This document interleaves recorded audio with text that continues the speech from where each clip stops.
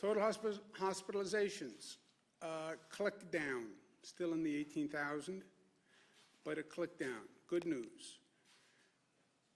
That's a fact. It's a fact. That is good news, not my opinion.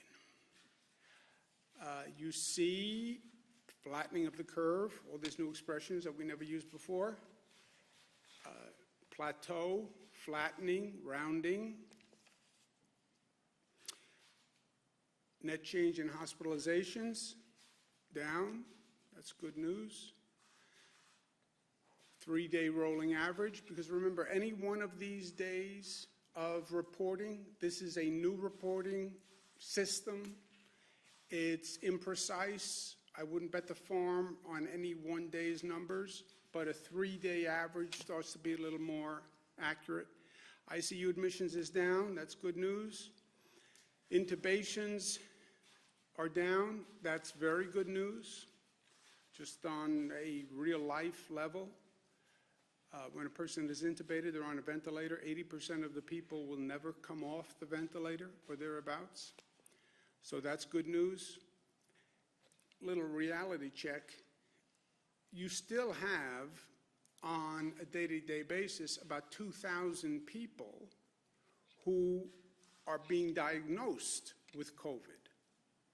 So we're out of the woods. No, we're still in the woods. The good news is we showed that we can change the curve. Good news is, great news in my opinion, we can control the spread. That is great news, because can you imagine if we couldn't control the spread? If we did all this and the spread kept going up. So we can control the spread. But you still have about 2,000 people a day who are new diagnosis coming into the hospital system. So it's still a serious public health issue. Lives lost yesterday, 752, which is the painful news of our reality day after day. The CDC changed guidelines on how they want information reported. They want deaths, and then another category of probable deaths, which is a new category that's done by the local Department of Health or the coroner. So we're going to rationalize those new reporting requirements with local governments and get that information out as soon as we can. We're also, since we have a little bit of a period to take a breath, we're going to contact nursing homes and facilities to find out if there were other people who passed from COVID who were not necessarily in a hospital or in a nursing home, because there is a sense that there may be additional people who have passed away and they weren't included in the count because they weren't in a hospital, they weren't in a nursing home. There's saliva testing, which is faster and easier. It's not blood testing, it's not a swab, it's just saliva, but that's a new form of testing that's just being developed. There's finger prick testing, which is less invasive, but also being developed. There's full blood sampling testing, which is obviously more intrusive. But to do the testing, you need testing equipment. You need swabs, you need vials, and you need all of these things at a capacity that does not now exist. Where do you do the testing? We've been doing testing in hospitals. Frankly, that's not a great place to do testing. You don't want people walking into a hospital emergency room who may be positive for COVID. Our drive-through locations are better, but how do you bring that to scale, all right? And then, even if you have the equipment and the testing site and the personnel to do the testing, where do you get the labs to test all of these tests? This is a whole world of questions that nobody has ever seen before. The bottom line is, well, you need large-scale testing. Let's do it. We can't do it yet. That is the unvarnished truth.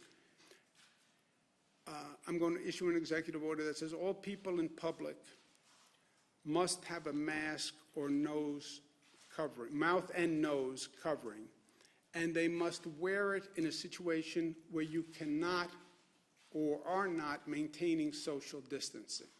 Meaning what? Meaning the same thing we've been saying from day one. If you're going to be in public and you cannot maintain social distancing, then have a mask and put the mask on when you are not in socially distanced places. You're walking down the street alone, great. You're now at an intersection and there are people in the intersection and you're going to be in proximity to other people, put the mask on.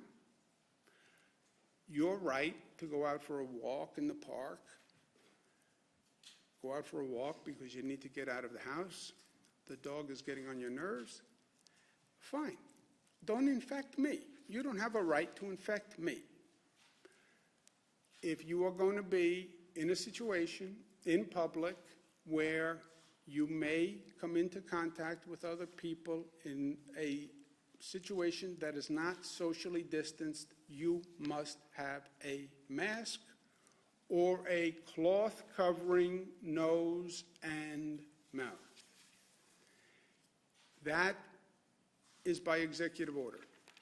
So if you're going to get on public transit, you're going to get on a bus, you're going to get on a subway, you're going to stand on a subway platform, you're going to walk in a neighborhood that is busy, you're going to be on a sidewalk, you're going to pass other people on a sidewalk, you're not going to be able to maintain social distancing, you must wear a mask.